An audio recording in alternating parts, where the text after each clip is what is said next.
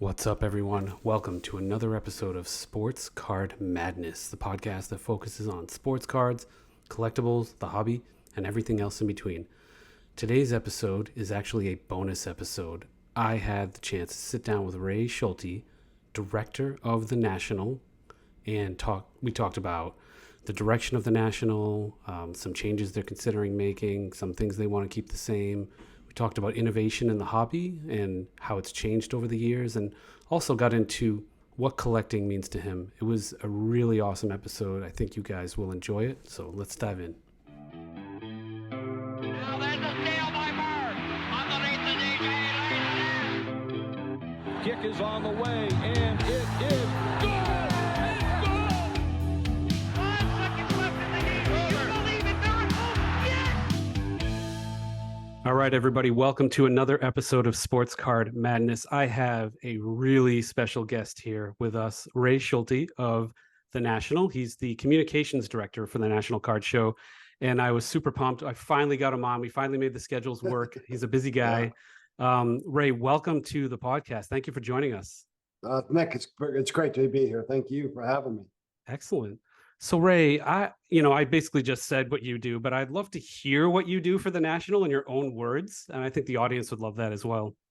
No, absolutely. I've been with the National for 13 years now, and I've been, I came in because my background is representing players, and at the time I was representing Cal Ripken from let's say 2001 to 2009. And I knew Mike Burkus, and I'd been attending Nationals. And so I'll never forget this. It was in Cleveland, and I happened to be there, and I was working out of Baltimore with Cal, and I knew that the next year I had just had a son, so I was going to take some time off and go in a different direction. But Mike got a hold of me and said, "Listen, we're going to be doing the National in Baltimore next year. Would you be interested in working with us? And we know you could bring a lot to the table. You know the market. You know a lot of the players and the agents and the leagues and the corporates and all that." And I thought about it, and I said, "Well, that's interesting." And the one thing that kind of got me excited was that it was an opportunity to work with Mike. Mike Burkus was an icon in the industry, and I love Mike. I mean, Mike was the one guy that if you get a phone call that you run to pick it up because you knew you were going to have a great conversation with him. And the guy was an innovator. He was a visionary. He would listen to what you had to say. He may not agree with you all the time, but he would listen. And he gave you the utmost respect. So I said, "You know what, Mike?" I said, "Yeah, let's do that." And we were just talking about 1 year, just Baltimore 2010, and so it was great. And then I did it, and we had a great show in Baltimore. And so he says, "You want to just keep going?" And I said, "Yeah, all right, let's just play it by ear." I was in a position where I could do that.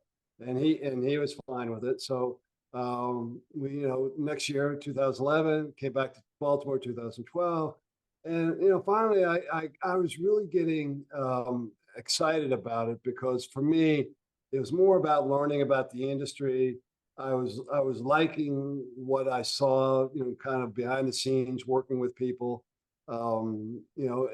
It was just the community aspect of it really kind of got me thinking about, hey, this is pretty cool. And I had actually, when I was living in New York, I had all this stuff. I mean, I represented players, so I got all these like licensed photos and bobbleheads, and I at one point I said, I wanted to get away from that. I wanted to start collecting, but I didn't want to collect, all the tchotchke stuff. I wanted to collect something significant.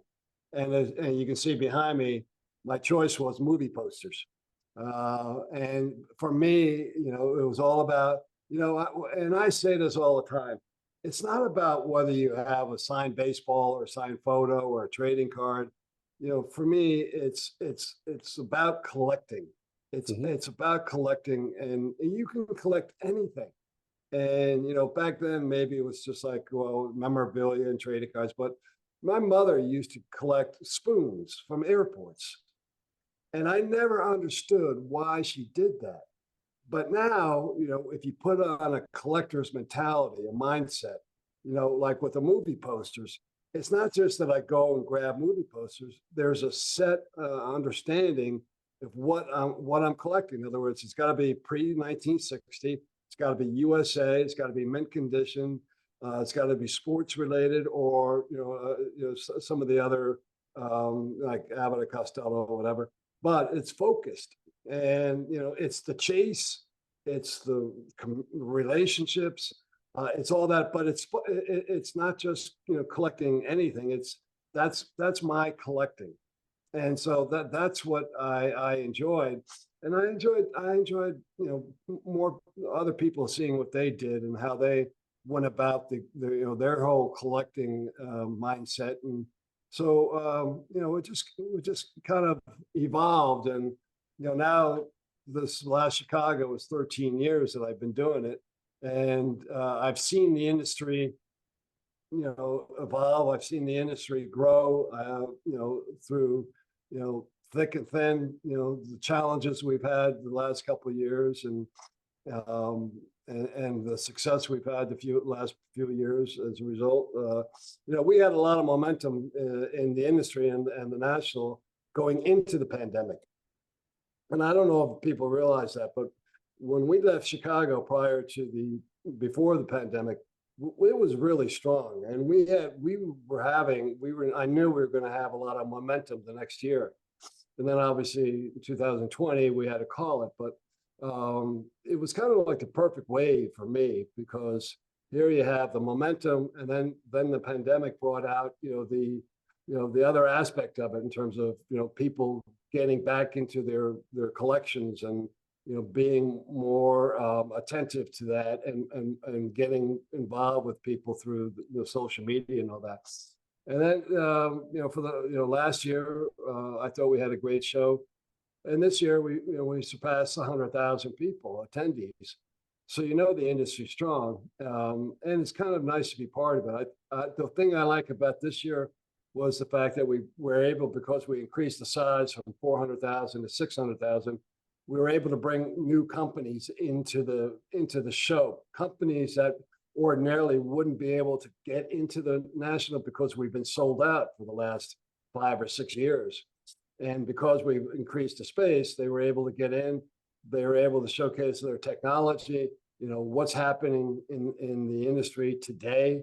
And so I thought that was really, really good. And I liked seeing that. I knew that was coming. And it's one of those things where you look back and say, hey, that was great. And so for me, that's what it's all about, and working with the various teams and all that. I love event marketing, and I love promotion. So it's kind of a no-brainer for me. Very, very cool. So 12, 13 years ago, what was the national like back then? Was it any different? I mean, size-wise, vendor-wise, attendee-wise versus now? It's always been approximately 400,000 square feet. And I know back in Baltimore, I do remember that it was a great show. Everybody was excited about it. Of course, it was in Baltimore, where we had the new ballpark, and everybody was excited to be in the new venue. But it's always been steady. It's always been really steady. We've never really had any negative or down nationals at all. It's just a question of how many people we could fit in, and how it evolved in terms. Mike Burkus was great, and when I say he was a visionary, he was the one. I know we talk about breaking and all that. He was the one who got the Breakers Pavilion into the national. He was the one that at one point, I think kids 12 and under on Sunday got on free. Well, he broke down that barrier to this kids 12 and under are getting free all 5 days. And so we always were in a mindset to, how do we get the kids more involved? And if you remember years ago, that was the mantra was like, we got to get more kids involved in the hobby. And Mike heard that and basically acted on it. And with that aspect of it, and also working with the corporate partners and giveaways and the breaks and all that, I really think we've succeeded in that. Now, of course, we could always do better, and we strive to do better. But in the old days, it was like maybe a middle-aged man, and then maybe he'd bring his son. But today, if you go down the aisles, you'll see the dad, the son, the mom, the daughter, the grandparents.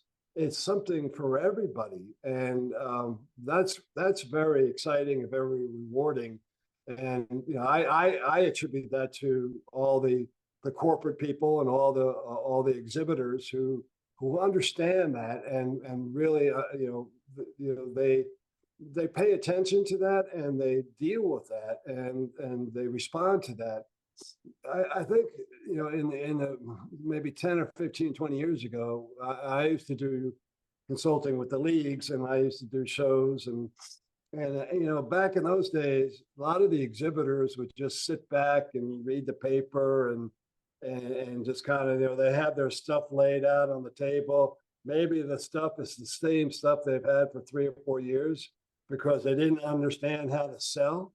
They basically would just have a Jackie Robinson baseball, and they would never cut the price or whatever, and it would just sit there for 3 or 4 years, and there was no attitude. There was no hey, how do we create an atmosphere that's more conducive to kids and selling and more of the experience.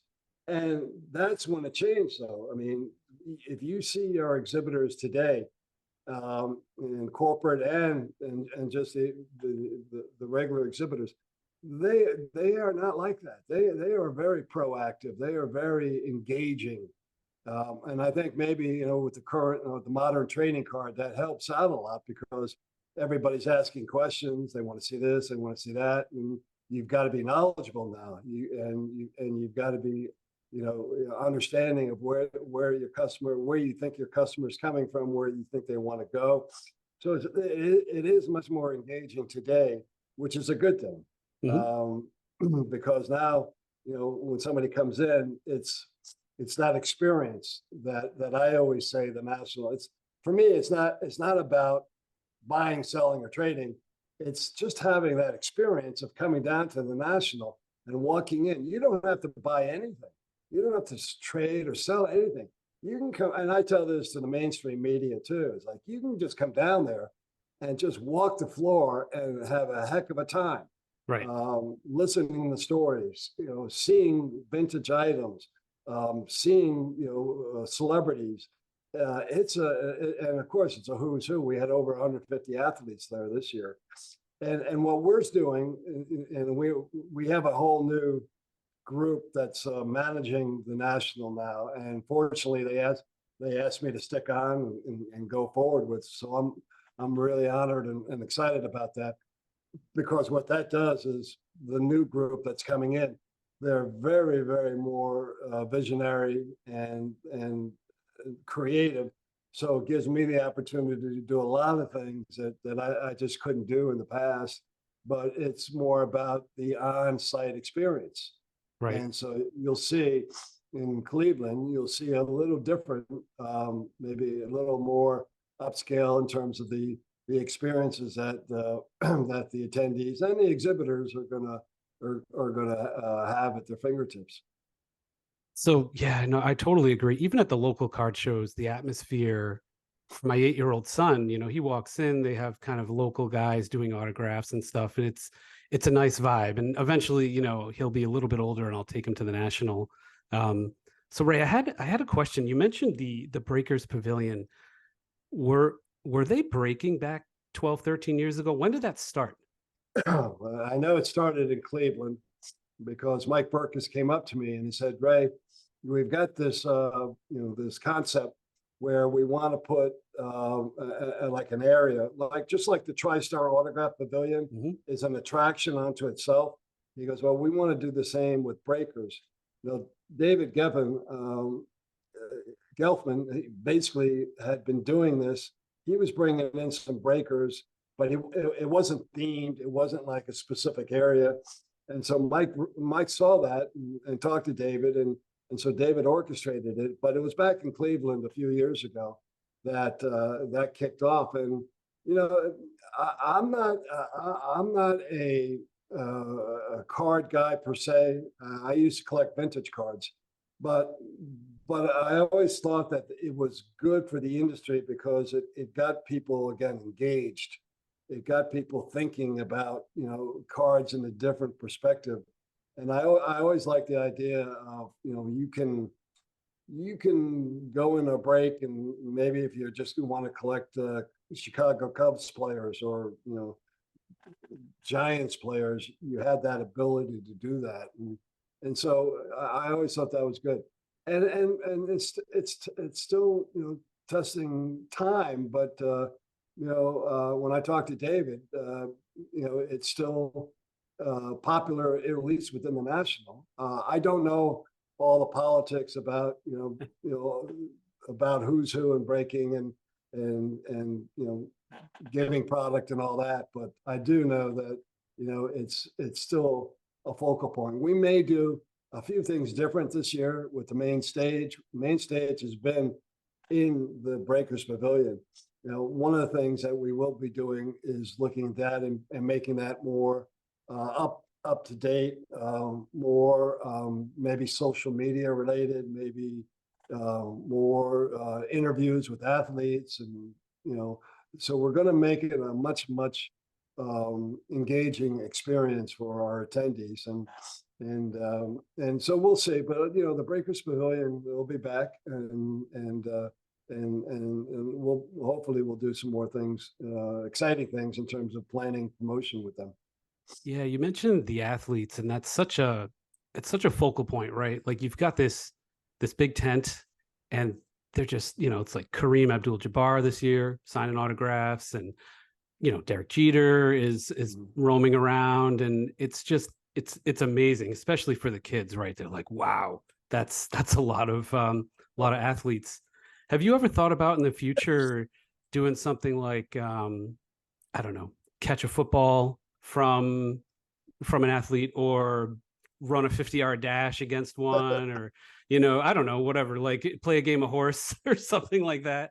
I always thought that'd be kind of interesting and like fun for the kids. Yeah, we've done that, not the national, but I've been in situations where I've seen that in play. We did that with Don Mattingly at a couple of shows on the East Coast, and you got to throw the ball with Donnie, and you kind of wonder, like you said, is that something that is is interesting enough, is exciting enough? And the answer is yeah, it is. Definitely. So for me, again, we weren't in a position to do this in the last couple of years, but I'm going out to Cleveland in a couple of weeks, and we're going to have what we call a brainstorming session.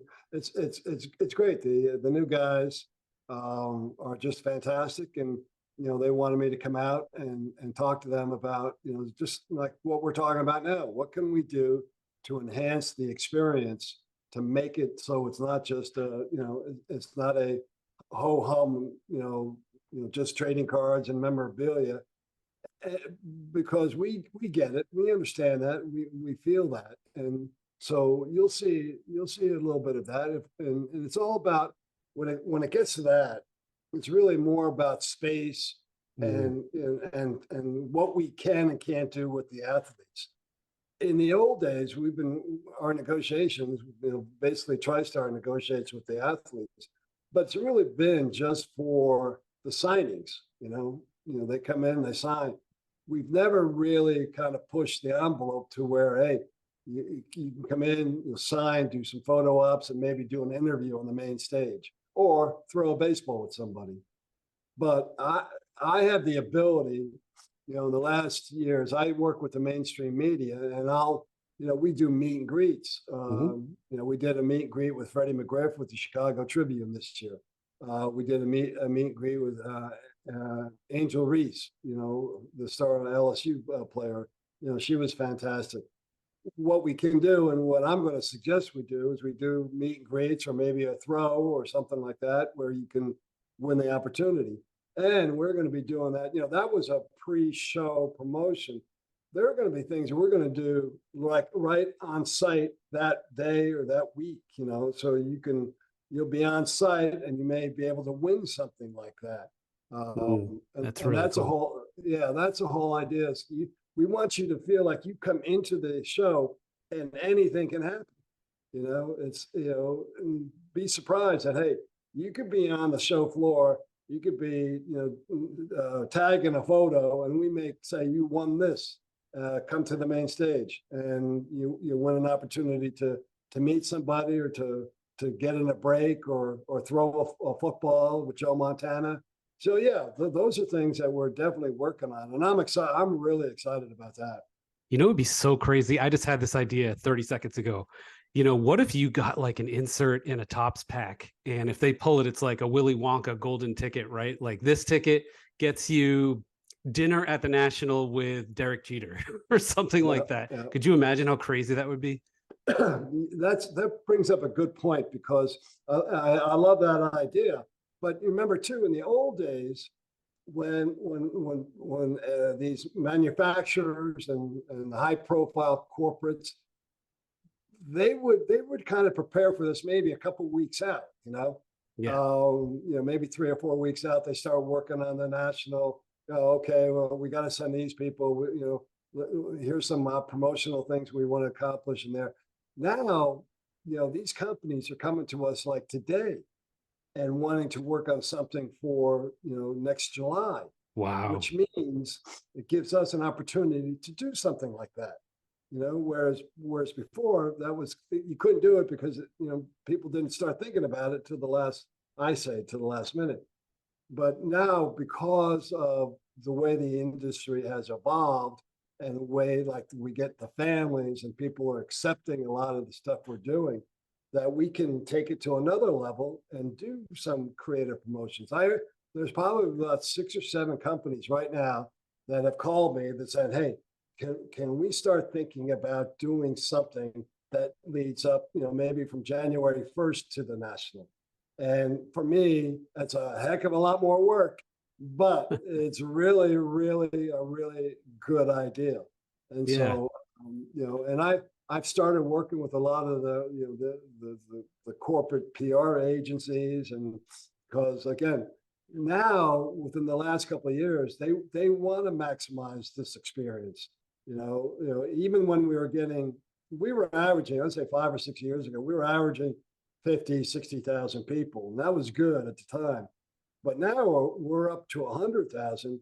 And now the corporates and everybody and their brother are saying, hey, how do we maximize that 100,000 attendee?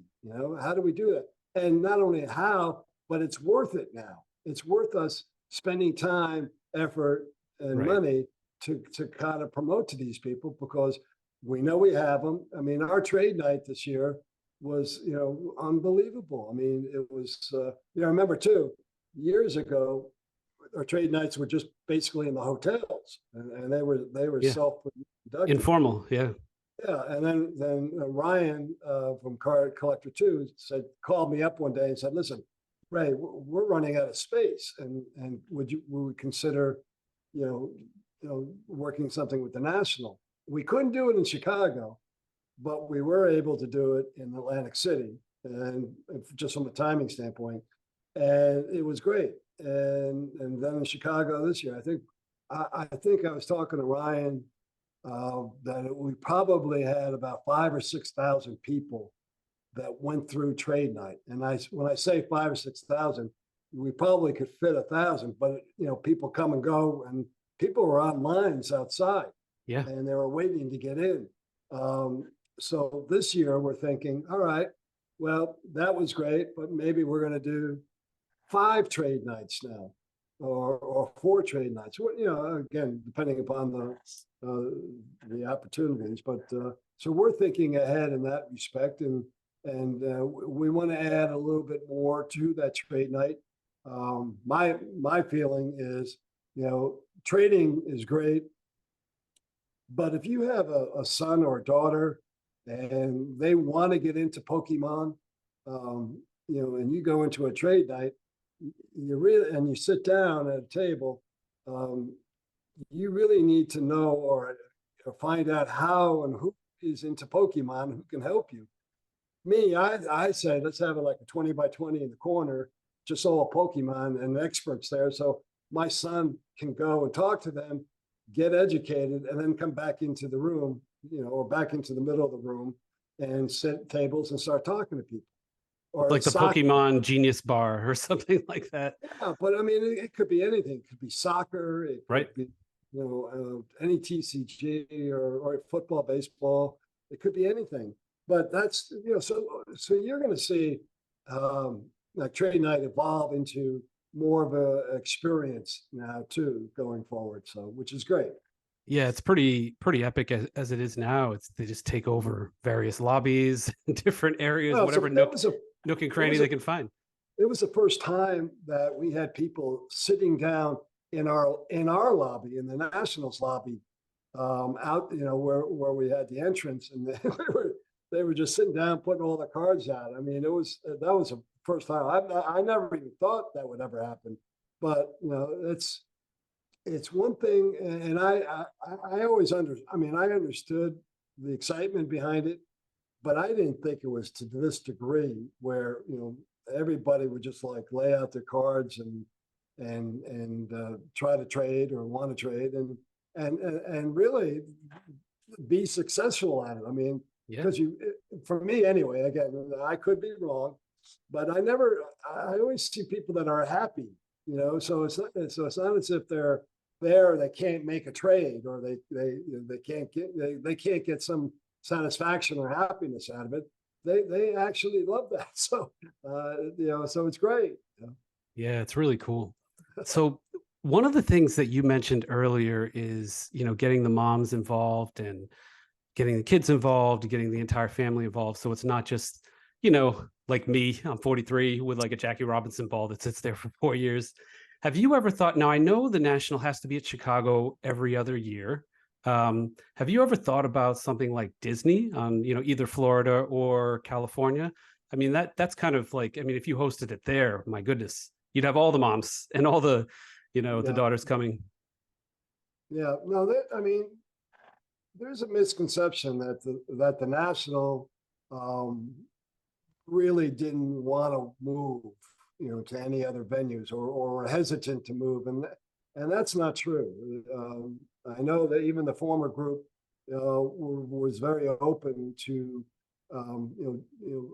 different venues, but you remember, and the current group is too. But you remember that we're talking about 400 to 600,000 square feet. We're talking about X amount of hotel rooms. We're talking about travel. We're talking about all the things that would be needed. It's just not that easy to pick up and move somewhere, especially if we've Right. never been there before. I was just out in LA at the Anaheim show, and Rob Veras and EJ, they do a great job out there. But I don't know if the National could fit in there Mhm. because of the congestion and the number of people and the number of rooms that are used for Disney. Again, they did a great job, but we have a guy that's full time, just works on the hotels. Wow. And think about this: if we decide to go to Dallas next year, we have to go down and secure blocks of rooms for our exhibitors and our attendees, and make sure we get the pricing and all that, because obviously human Yeah, nature is to say, hey, we're going to increase the price from 250 to 450 of course. because the Nationals coming in. So and what they do now is that we're very fortunate. Like when we go in Chicago, we may get 80% of the hotel, and there's the 20% that they have to keep for people that normal people that go through. Those people get charged a lot more money because they give us the discount. But our people work on that. It's not just something that is given. We work on that all the time in terms of making sure we get that. It's kind of taken for granted now because we've been doing it for so long. The other thing is like rolling your car onto the main floor for load in and load out. That doesn't happen very often, and then with the unions too, we're very fortunate. We have some, great, a great situation where, the exhibitor, I wouldn't say they take it for granted, but it's one of the things that, they're not paying for a lot of things that they would if we went to someplace else. Right. And so all those things are taken in consideration. But if we had the ability, and the other thing too is, I tell you honestly, and I, with all the leagues, I had the same experience. But to get to for a venue to commit to you, to guarantee to you 2 or 3 years out is extremely difficult. Right. Because in their mind, they rather have a pharmaceutical company, they rather have a boat company, because those people are going to be there longer. They're going to be there. They'll be loyal, and they're going to bring in more money, especially to the city. So, like in Baltimore, we did 2 shows in Baltimore, 2010, 2012, and they were really good shows. People said, "Let's go back to Baltimore." Well, not necessarily the people from the West Coast, but most people said, "Let's go back." But Baltimore would never guarantee that the next year that we need, and so you can't do that in the way we're structured. So, I mean, there's a lot of reasons why we can't, but I don't want people to think we don't want to. We do. Sure. If there's a situation, and if people know of situations, the board and the new management group is wide open for suggestions. But I do say this after saying that they do some really great due diligence. They'll look at 20 markets, and then they'll come back and they'll whittle it down to 3 or 4, and then our bylaws say that we have to present 3 locations to the board of directors, and they sign off on that. Then we present it to the exhibitors. So it's a process, but it's not like you said, Orlando. And then the final thing, because I can go on and on with this, but the final thing is the location. We'd say Atlantic City. Well, people say it's tough to get into. I understand. I agree. Orlando, it's East Coast. The West Coast people are going to complain. That's why Chicago is so great. Chicago is the perfect scenario. It's close by the airport. It's got Rosemont there. It's a little village, which is great for restaurants and activities.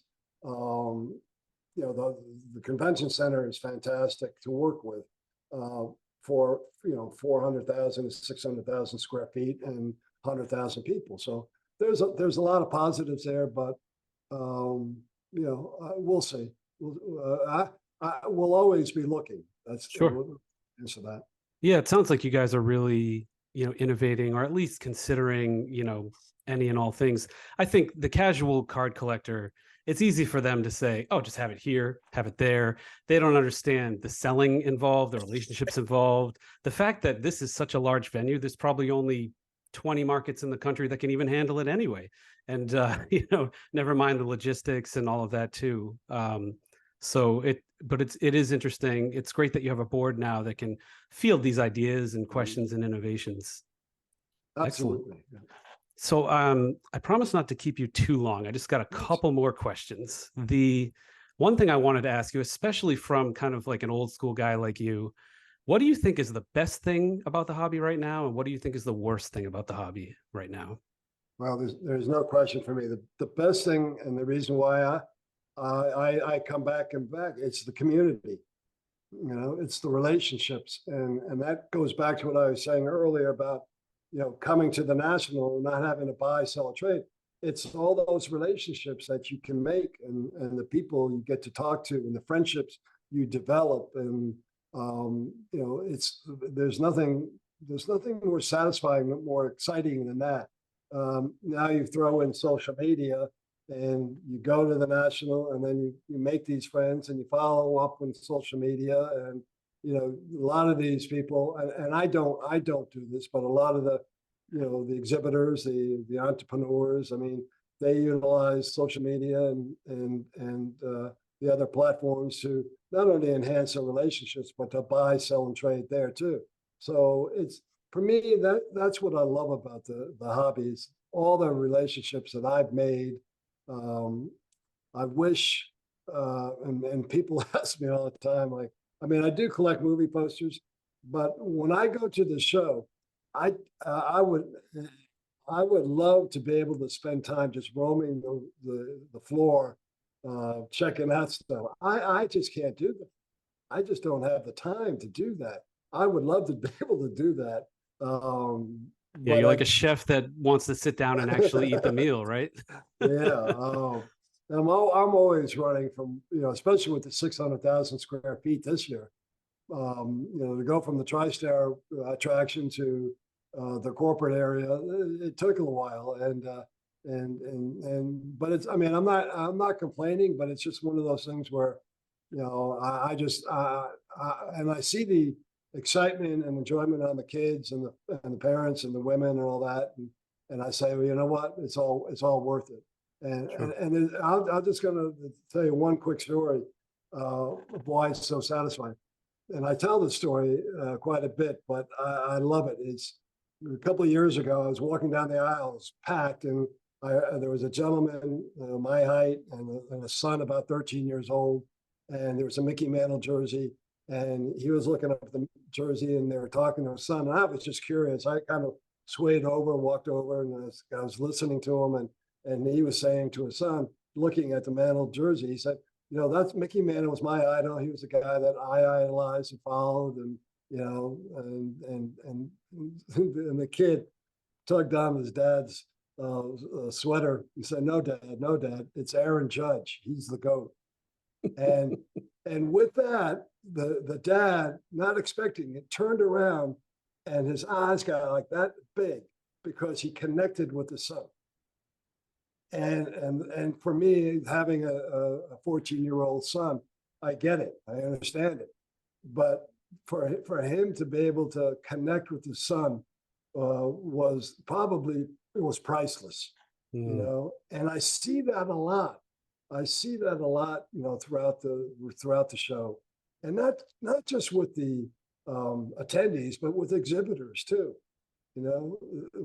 How they share so much, in the sense that it kind of it not only enriches their being, but it gives them a more of a purpose and more of a reason to kind of express enjoyment and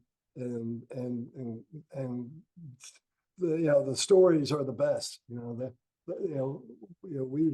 We live to create memories, and I think if you ask many of the brick and mortar sellers, or even the online sellers or manufacturers, what sells best? It sells best when there's a story behind it.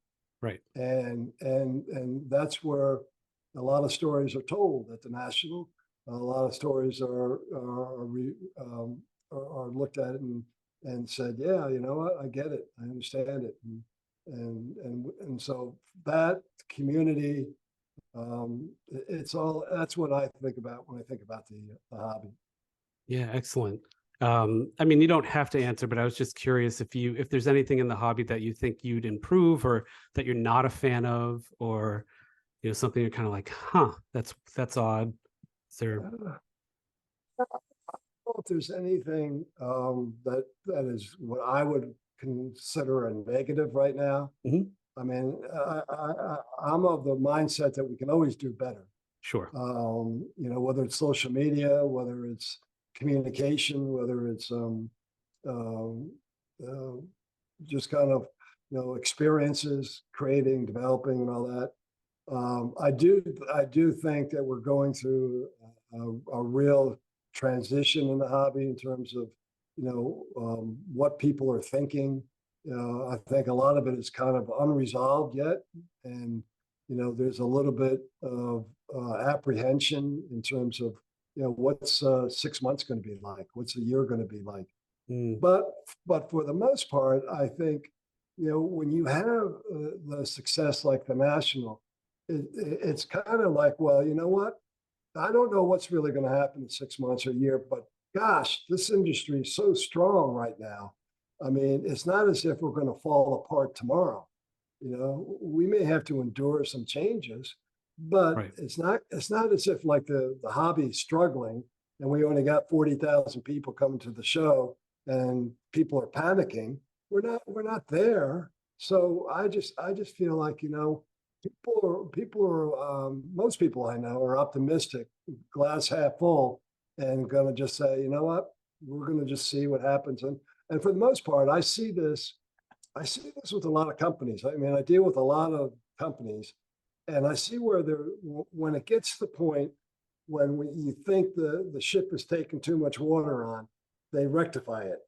And people understand, hey, we we can't take the chance of being so far behind that in the old days, I tell people, you know, nobody really cared about what's going to happen 6 months or a year. They were just happy, business as usual, and it was okay. They sustained. But today you can't do that. You can't think about business as usual. Think about all, and this. Think about all the tech companies that are coming in, all the different the influencers that are coming and changing things. You've got to think ahead. You've got Yeah. to think about 6 months to a year ahead, whether you're successful or not. And so that's one of the things I think is a change. But I don't look at that as a negative. I just look at that. Hey, we got to pay more attention. And the Yeah. Nationals the same way. When we go into our meetings, and I had a long call yesterday with all our partners, and that was really the crux of the conversation is, hey, we gotta be more proactive in how we define and create an experience, because that's what it's all about. And let's get to it. So we're in the past, I can say that we've had a team together so that from the logistical side, we could start up in April or May and put the show on. That wasn't easy. But now, again, because of what I just said in terms of you can't take anything for granted, you got to think ahead. We're starting now. We're starting today. Mhm. In terms of our planning and conversations, and because one, we've got corporates that are interested now in getting involved much earlier, corporates who want to do much more, and so it's a good thing. And so I don't see the industry in a position where we have to really strongly worry about it. I think we just need to be cognizant of change and deal with it, and continue the communication. Communication is so important. Whether it's internal for a company or whether it's external, and getting the word out there. And one of the things that I deal with on our social media is, when people come out and they say things, but they don't understand, or they're just saying things because it's the heat of the moment. And I've got to be in a position to say, hey, that's not true. Or, Yeah. you need to understand that, your words are, because it spark a fire out there in terms of of responses. So that's probably one of the challenges I have. There are a lot of, but I can manage that. It's just understanding that you have to. That's the most important thing. Yeah, I mean, it's great because you've been with the National for so long, right? Over 12 years. You actually care about it. It's almost your legacy in a way. So I can tell the passion there to kind of get things right, explain things to people, and it really comes through for sure. Mhm. And it's interesting. We talk about the hobby, and I think what you were saying is, we don't know what it will look like in a year or 2 years. Either way, it's exciting to me. I mean, that's kind of like the one word that sticks out. You've got fanatics coming in with their investments. You've got young kids really coming into this hobby in droves, like my son. And it's all going to be fun to watch. But I think at the end of the day, if you're a collector, you're going to kind of weather any storm. Like I'm still going to be collecting autographed vintage cards, regardless of what happens with the price of those cards or, the demand of those cards. Like I still like with your movie posters, right? Like it's just something you like. You collect what you like, Oh yeah, no, absolutely. And I think everybody should collect something. Yeah. And I don't make fun of anybody who collects anything. In other words, if you do it for the right reason, and whether it's pens or napkins or whatever, I don't care. If you have the mindset of collecting and having guidelines and an understanding of going out and challenging to find what you're collecting, to me it's more about the chase. Yeah, the networking and the networking, talking to you, saying, "Hey, you're a movie poster lover. Hey, what do you have?" And what's exciting for you, and that's the community, that's the interaction, and then hey, I'll help you, you help me, find this, and exactly. That's kind of a reason for being. But I tell you what, every time I look at one of my movie posters, I know exactly where I got it. I know what time it was in terms of year. I know what kind of frame of mind I was in that year, and most of the time it's very positive. So it's a reminder Right. that it's really something that it's part of me, and it will always be part of me. And honestly, I've never sold. I've got over 500 posters. Wow. I've never sold any. And it's like when like how everyone sells their cards, vintage and modern. I would like to do it, but I can't right now. It's like because they're so meaningful for me. Right. But eventually I'll talk myself into it. So for the audience that's on audio, Ray has an Abbott and Costello meets Frankenstein poster behind him. I'm sure you can Google it. It is very cool. It caught me right away. I was like, wow, that's a nice poster. I don't know. I think I need some Star Wars posters for my my basement. So I'll have to hit you up after the show and get some advice on how to locate those. But that's a good point, because I mean, I love like Clint Eastwood. I love Star Wars and all that, but that's not what I collect. Right. I mean, it's not just because it's a poster. Again, it's everything I have is pre-1960, very specific. But that's what makes collecting, right? That's awesome. What really, because you've got guidelines, you've got an understanding.